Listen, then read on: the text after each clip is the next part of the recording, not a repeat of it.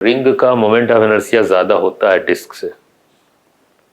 ठीक, उसका रीजन ये है कि असल में मास पे सिर्फ डिपेंडेंट नहीं होता है moment of inertia, effective distance जो होती है एक्सिस से उस पर भी डिपेंडेंसी होती है। तो आप देखो यहाँ पे, आप देखो रिंग के केस में जो मास है रिंग का वो सब किनारे डिस्ट्रीब्यूटेड है, जबकि डिस्क के केस में वो यहां भी था डिस्ट्रीब्यूटेड। अगर आप इस सिलेंडर को सामने से देखेंगे तो ये डिस्क जैसा ही दिखेगा, और ये जो एक्सिस, जो एक्स एक्सिस इस समय बोल रहे हैं, ये बेसिकली एक्सिस ऑफ सिलेंडर जो है ये जेड एक्सिस जैसा दिखेगा, जो डिस्क के केस में आउटवर्ड ऐसे होता था। थोड़ी देर के लिए इस वाई एक्सिस को यहाँ पे शिफ्ट करें इसके फेस पे, तो ये एक रिंग का उसके डायमीटर के about moment of inertia expression देगा, और वो mr²/2 होता है, ये हम लोग पढ़ चुके हैं, रिंग का उसके डायमीटर के अबाउट। ठीक, और फिर इसको इधर शिफ्ट करें, सेंटर ऑफ मास से पास करें, तो ये लेंथ कंसिडरेशन में आएगा। तो लेंथ के हिसाब से एक रॉड का अगर l लेंथ का सेंटर ऑफ मास के अबाउट मोमेंट ऑफ इनर्शिया लिखेंगे तो हो जाएगा ml²/12। इन दोनों के एडिशन से ये I y, ये सिमेट्री है हर तरफ। तो तीनों एक्सिस पे, ऑल द थ्री एक्सिस, इस पे moment of inertia expression same आएगा। याद कर लीजिएगा 2/5 mr²।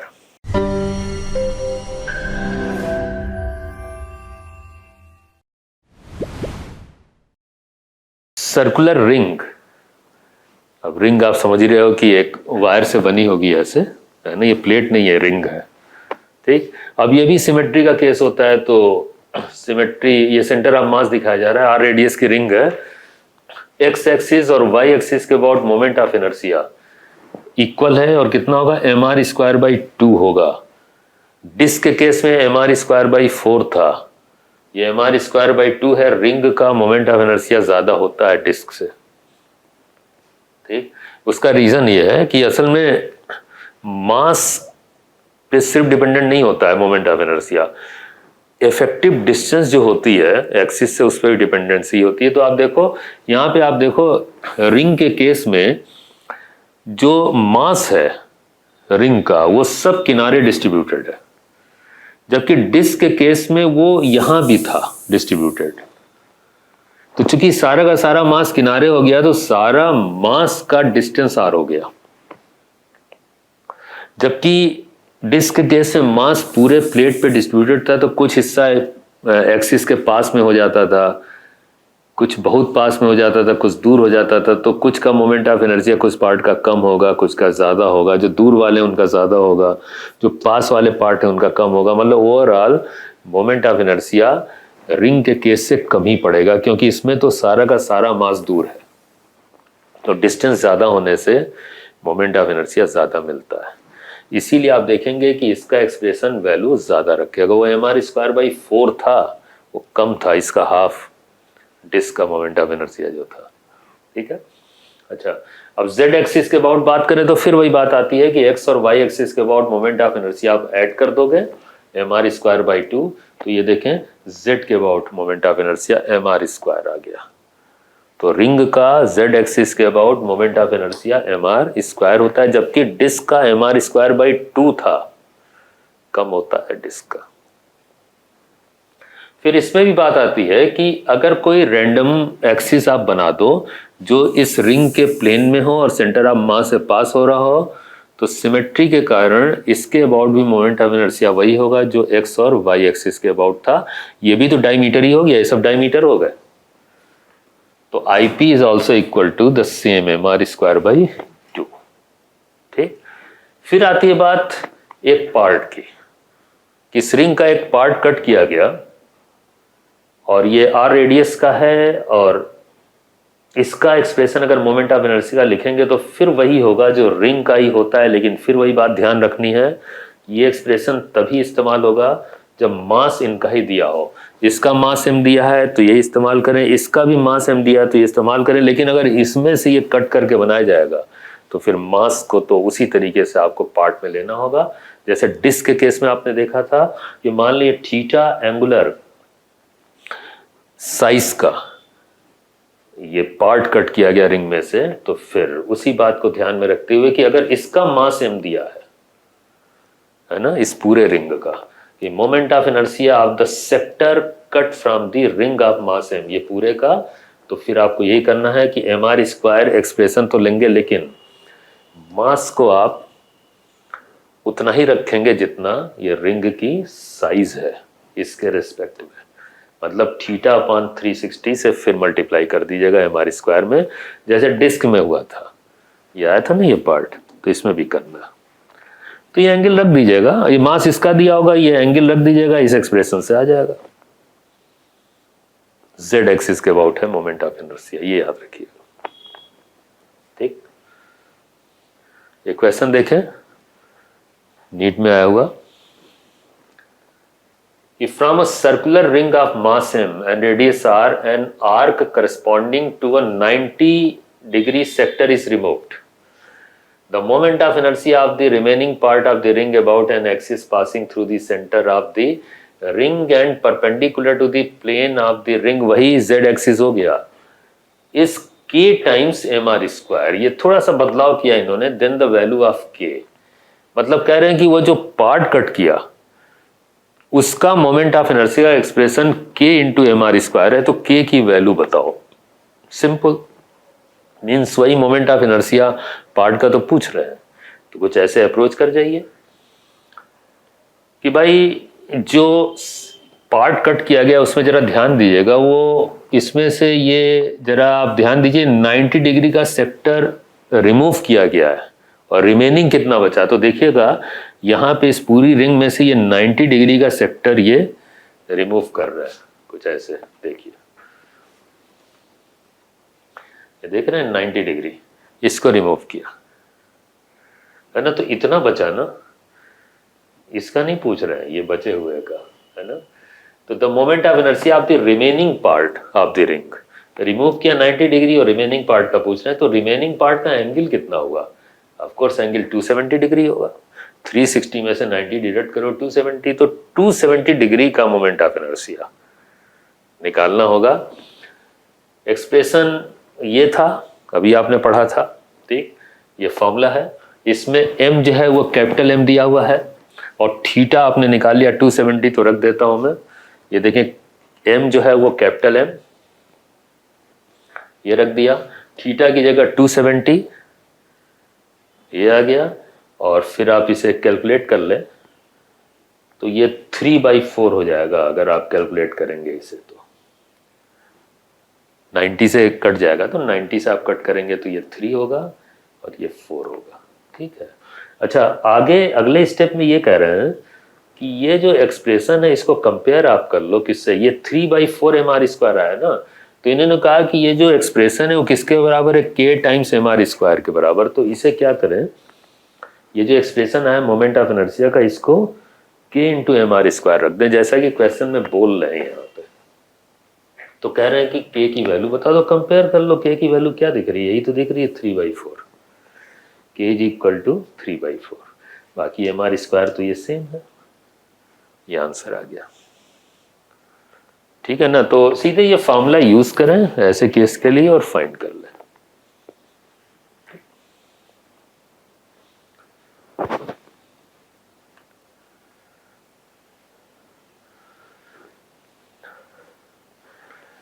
क्वेश्चन है, a wire of mass m and length l is bent in the form of a circular ring, ring का ही केस है लेकिन एक वायर से, एक लेंथ से बनाया गया है उसे। The moment of inertia about its axis is, कोई दिक्कत नहीं है, एक्सिस के about, axis wise Z axis हो गया, एक्स और वाई एक्सिस होता है ना तो जानते डायमीटर बोलते हैं, एक्सिस का मतलब है कि वो जेड एक्सिस, प्लेन के परपेंडिकुलर सेंटर से पास होने वाला। तो एक्सप्रेशन आप जानते ही हो, वो जो रिंग होगा उसका mr² होता है एक्सप्रेशन, लेकिन r रेडियस नहीं दिया है क्वेश्चन में, बल्कि उसकी जगह, रेडियस की जगह ये देखें लेंथ दिया है उस वायर का जिससे वो रिंग बना है। तो एक काम आपको करना पड़ेगा, l के टर्म्स में आपको रेडियस ज्योमेट्रिकली फाइंड करना होगा, बस सीधे फॉर्मूले में आप रखेंगे एक्सप्रेशन आ जाएगा कुछ इस तरीके से। देखें ये वायर दिया हुआ है जिसका मास m और लेंथ l है, और इसी से इस रिंग को बनाया गया है। अब इस रिंग का जो रेडियस होगा वो लेंथ से कैसे संबंधित होगा, रिलेटेड होगा। तो आप देखो इसकी जो लेंथ होगी वो ट्वाइस पाई आर होगी। तो ये ट्वाइस पाई आर किसके बराबर है? इस लेंथ के बराबर है, इसी से तो बना है ये। तो आप सिर्फ इतना काम करो, L is equal to twice pi r रख दें और इससे आर निकाल लें। आर कितना हो जाएगा? R is equal to L upon twice pi. और इसको आप पुट कर देंगे इस एक्सप्रेशन में। ये z एक्सिस के अबाउट, यही एक्सिस है रिंग का। एक्सिस बोले ना तो ये होता है z एक्सिस। इसके अबाउट एक्सप्रेशन आप पढ़ ही चुके हो, एम आर स्क्वायर होता है। बस आपको सिंपल r की जगह L अपॉन ट्वाइस पाई रख देना है, आंसर आ जाएगा। L अपॉन ट्वाइस पाई रखेंगे, स्क्वायर करें, L स्क्वायर होगा, ये 4 हो जाएगा, ये पाई स्क्वायर हो जाएगा। नतीजा एक्सप्रेशन ये देखें, ये बनने लगा। ये ऑप्शंस के मुताबिक इस तरीके से लिखा हुआ है। तो 1 upon 4 pi square and ml square, ये देखिए, ठीक है ना? ऐसे हो जाएगा। सॉलिड सिलेंडर, यहां से बात आती है 3 डायमेंशनल बॉडी की। अभी तक जो हम लोग केसेस लिए हैं, रॉड है या फिर प्लेट है, चाहे सर्कुलर प्लेट हो, चाहे रेक्टेंगुलर प्लेट हो, या रिंग हो, या फिर ट्रायंगुलर प्लेट हो, वो सब 2 डायमेंशनल बॉडीज की बात हो रही थी। 2D बॉडी, ये 3D बॉडी है। और 3D बॉडी में जैसे सॉलिड सिलेंडर आएगा, हॉलो सिलेंडर आएगा, या फिर स्फीयर भी आने वाला है। तो इनका एक्सप्रेशन देखिए मोमेंट ऑफ इनर्शिया का। तो यह है सॉलिड सिलेंडर। 2 एक्सिस में मोमेंट ऑफ इनर्शिया की बात होती है। उसमें से तो एक एक्सिस ये है, ये एक्स एक्सिस, जिसे एक्सिस ऑफ सिलेंडर भी बोल सकते हैं, एक्स एक्सिस। आर रेडियस का सिलेंडर, इसके अबाउट मोमेंट ऑफ इनर्शिया, भाई एक्सिस के अबाउट ऐसे ये सिलेंडर रोटेट कर रहा होगा ना, तो इसके अबाउट मोमेंट ऑफ इनर्शिया का एक्सप्रेशन mr स्क्वायर बाई 2। अगर आप ध्यान दो तो ये एक्सप्रेशन वैसा ही है जैसा कि एक डिस्क का था z एक्सिस के अबाउट। अगर आप इस सिलेंडर को सामने से देखेंगे तो ये डिस्क जैसा ही दिखेगा। और ये जो एक्सिस, जो एक्स एक्सिस इस समय बोल रहे हैं, ये बेसिकली एक्सिस ऑफ सिलेंडर जो है ये z एक्सिस जैसा दिखेगा, जो डिस्क के केस में आउटवर्ड ऐसे होता था। और अगर एक y एक्सिस ले लें, ये बेसिकली लेंथ वाइज अगर देखा जाए सिलेंडर को, तो ये लेंथ वाइज ये इसके सेंटर ऑफ मास से पास होने वाला एक्सिस है। ऐसे इसकी लिए लेंथ होगी L। तो इसके अबाउट, इस y एक्सिस के अबाउट, जो कि बेसिकली इसके सेंटर से पास हो रहा है, मोमेंट ऑफ इनर्शिया का एक्सप्रेशन कुछ ऐसा होता है, mr square by 4 plus ml square by 12। याद करिएगा, लेकिन याद करने का तरीका मैं बताता हूं। थोड़ी देर के लिए अगर इसे रॉड जैसा मान लें आप, L लेंथ की रॉड, और ये है सेंटर ऑफ मास से पास होने वाला y एक्सिस, तो ऐसे केस में रॉड का मोमेंट ऑफ इनर्शिया का एक्सप्रेशन क्या होगा? सेंटर ऑफ मास के अबाउट y एक्सिस है ये, ml स्क्वायर बाई 12, आपको याद होगा रॉड का। तो देखें वही है ml स्क्वायर बाई 12। ये हिस्सा कुछ वैसा ही है जैसे रॉड का था। अच्छा, चूंकि ये रॉड नहीं है, रॉड तो असल में 1 डायमेंशनल बॉडी हो गई ना, उसका रॉड में जो विड्थ है उसको नेग्लेक्ट करते हैं। लेकिन यहाँ पे ये जो विड्थ है या उसका फेस है, इसे नेग्लेक्ट तो कर नहीं सकते, ये डिस्क जैसा है, तो इसका भी प्रभाव आता है। इसका ही प्रभाव अगर लेंगे तो आप ध्यान दीजिएगा, ये एक्सप्रेशन mr स्क्वायर बाई 4 वैसा ही है जैसे एक डिस्क का उसके डायमीटर के अबाउट, ऐसे y एक्सिस था ना, डायमीटर के अबाउट एक्सप्रेशन था। तो थोड़ी देर के लिए अगर y एक्सिस को यहां पे मान लें, तो ये डिस्क का डायमीटर के अबाउट एक्सप्रेशन आप लिखोगे mr स्क्वायर बाई 4। और ये अगर लेंथ वाइज ले लें, सेंटर ऑफ मास पे शिफ्ट कर दें y एक्सिस को, तो एक्सप्रेशन में लेंथ का भी कंट्रीब्यूशन लेते हुए ml स्क्वायर बाई 12 भी आ गया। इन दोनों को जोड़ने से IY आया है। फिर से मैं बोल रहा हूं, अगर इस एक्सप्रेशन को y एक्सिस के अबाउट, मतलब मोमेंट ऑफ इनर्शिया को इस सॉलिड सिलेंडर का लिखना है, तो आप इसे दो पार्ट में देखें। थोड़ी देर के लिए वाई एक्सिस को यहाँ पे शिफ्ट करें इसके फेस पे, तो ये डिस्क हो गया और उसका ये डायमीटर हो गया। इस डायमीटर के about moment of inertia mr²/4 disc का, ठीक। और फिर इसे आप शिफ्ट कर दें और लेंथ वाइज ले लें, तो लेंथ के सेंटर ऑफ मास से पास होने वाले एक्सिस के अबाउट थोड़ी देर के रॉड ले लें इसे, तो एक्सप्रेशन हो गया ml²/12। तो ये दोनों के एडिशन से ये एक्सप्रेशन बनता है, ऐसे याद करें, ठीक है। तो ये याद हो जाएगा। अब इसका जरूरत नहीं है प्रूफ की, क्योंकि सीधे अगर यूज होता है तो ऐसे ही यूज होता है। याद करने का तरीका मैंने बता दिया आपको। तो ये तो था सॉलिड सिलेंडर।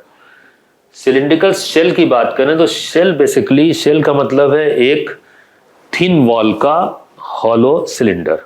ये थिन वॉल है, देखें ये हॉलो सिलेंडर है। तो इसका एक्सप्रेशन अगर आप लिखोगे इसके एक्सिस के अबाउट, आर रेडियस का है ये, इसके एक्सिस के अबाउट, तो उसी तरीके से अप्रोच करें जैसे कि अभी आपने सॉलिड सिलेंडर में अप्रोच किया था।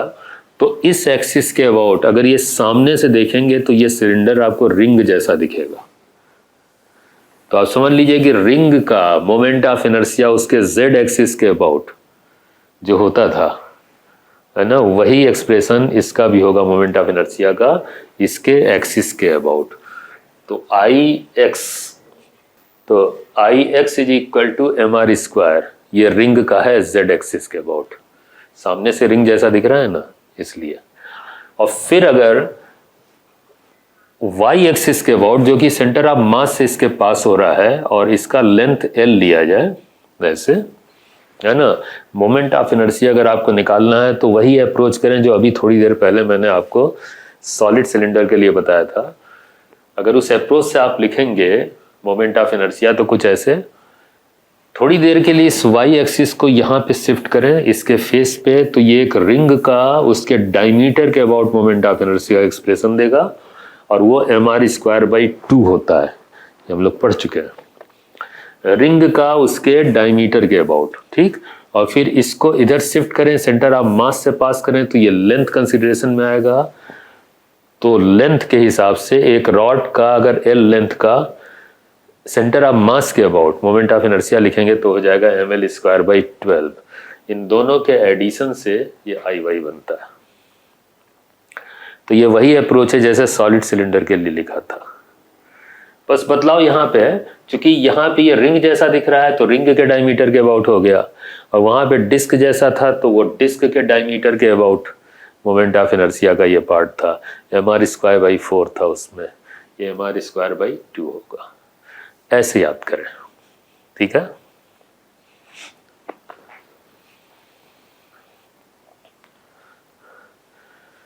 सॉलिड स्फीयर ये एक ऐसी 3 डायमेंशनल बॉडी है जो हर तरफ से सिमेट्रिकल है, चाहे वो एक्स एक्सिस ले लें, चाहे वो वाई एक्सिस ले लें, चाहे वो जेड एक्सिस आप ले लो। आप इमेजिन करो ऐसे स्फीयर होता है, तो एक्स हो या वाई हो या जेड एक्सिस हो, हर तरफ से एक जैसा। तो नेचुरली अगर सिमेट्री है हर डायमेंशन में, तो हर डायमेंशन में मोमेंट ऑफ इनर्शिया भी सेम आएगा। इसीलिए इस केस में Ix, Iy और Iz is equal to 2/5 mr², ये सबका सेम आ गया। इसमें वो थ्योरम ऑफ परपेंडिकुलर एक्सिस नहीं यूज होगा, ये Iz is equal to Ix plus Iy, ये सिर्फ यूज होता है जब 2 डायमेंशनल बॉडी हो।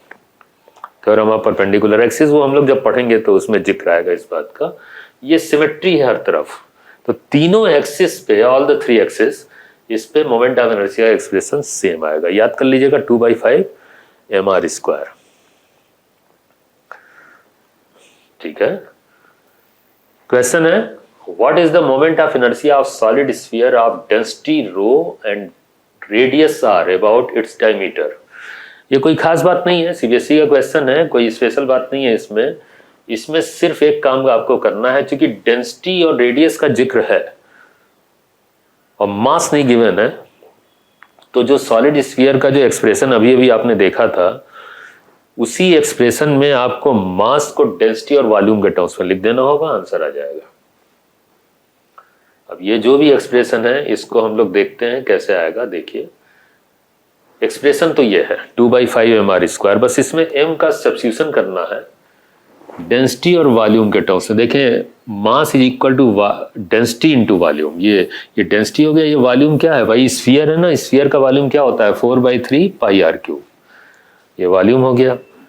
और r² तो है ही एक्सप्रेशन में, ये आगे बढ़ाएं तो ये देखें एक सब्स्टिट्यूशन पाई का कर रहे हैं 22/7, ये पाई की वैल्यू होती है, ये रख दिया और इसे कैलकुलेट करेंगे, सब मल्टीप्लाई कर दें तो एक्सप्रेशन ये बनेगा।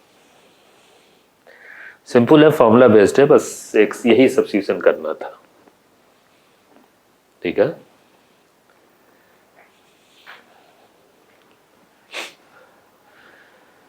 स्फेरिकल शेल बेसिकली स्फीयर ही है, एक हॉलो स्फीयर, थिन वॉल का, वॉल इसकी थिन है, हॉलो स्फीयर है। ये भी 3 डायमेंशनल बॉडी, हर तरफ से सिमेट्री होगी और मोमेंट ऑफ इनर्शिया इसका अगर हर एक्सिस पे लिखेंगे तो ये तीनों एक्सिस पे सेम होगा और ये होता है 2/3mr²। देखिए सॉलिड स्फीयर से आप इसे कंपेयर करें तो 2/5mr² था, ये 2/3mr², इसका वैल्यू या एक्सप्रेशन की वैल्यू जो है ज़्यादा है।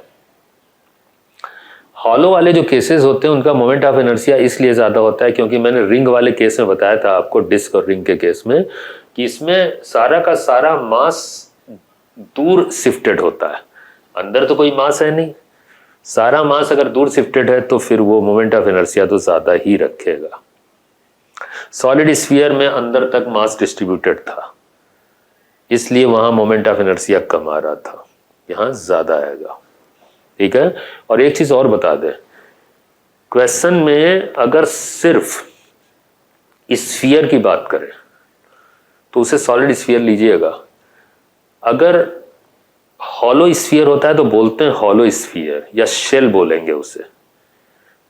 ऐसी सिलेंडर के केस में जो है, अगर सिर्फ सिलेंडर बोल दे एग्जामिनर तो आप सॉलिड सिलेंडर लीजिएगा, जब तक वो हॉलो ना बोल दे या शेल ना बोल दे तब तक उसे हॉलो या शेल मत लीजिएगा। सिर्फ अगर सिलेंडर बोल दिया तो सॉलिड, सिर्फ स्फीयर बोल दिया तो सॉलिड, ये ध्यान रखना है।